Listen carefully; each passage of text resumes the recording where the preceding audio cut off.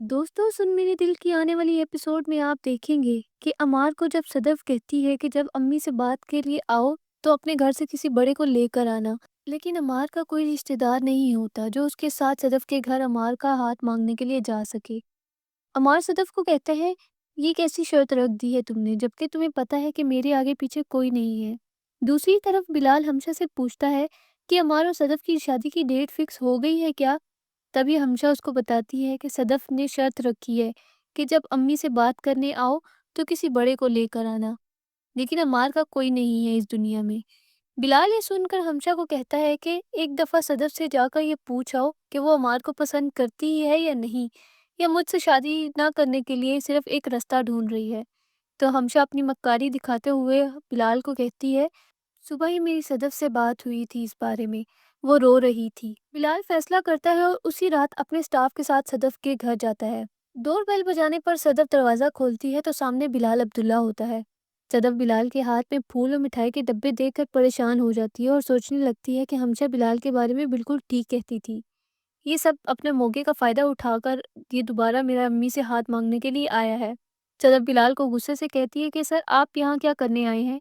तभी सदफ की माँ पीछे से आती हैं और पूछती हैं कि कौन है, और देखती हैं कि बिलाल अब्दुल्ला आया है तो कहती हैं, बेटा बाहर क्यों खड़े हो, अंदर आ जाओ।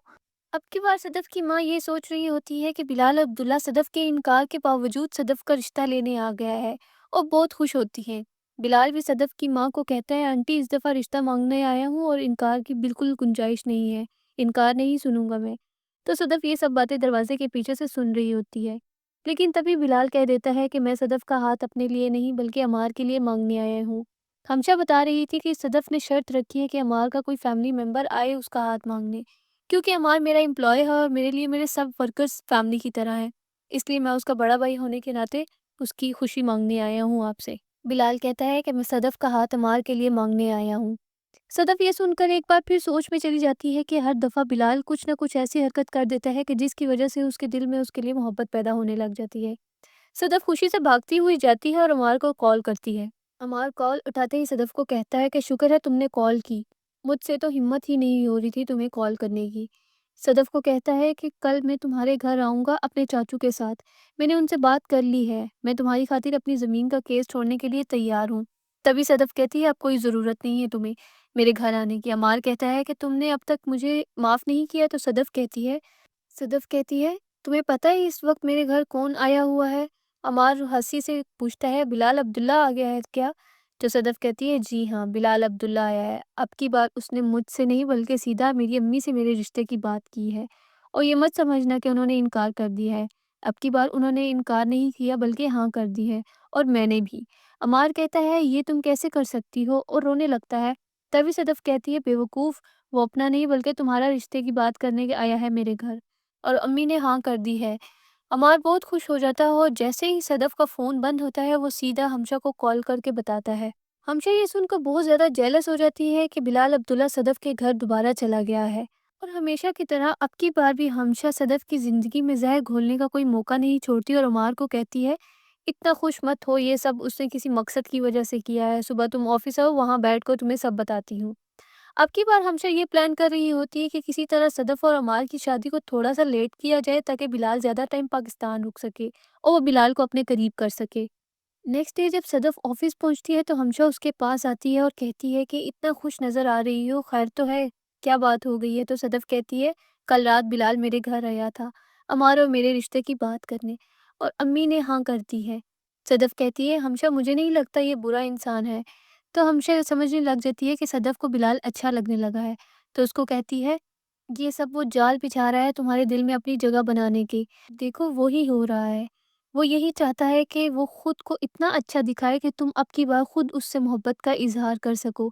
सदफ कहती है, ये कितना कमीना इंसान है। इस हद तक जा सकता है ये मैंने सोचा नहीं था।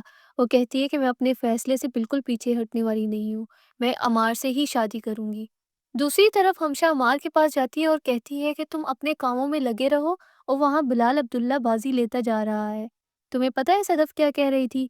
उसको बिलाल में बुराई नज़र नहीं आ रही। और तभी अमार को बिलाल की कॉल आती है और वो कहता है कि मेरे ऑफिस आओ।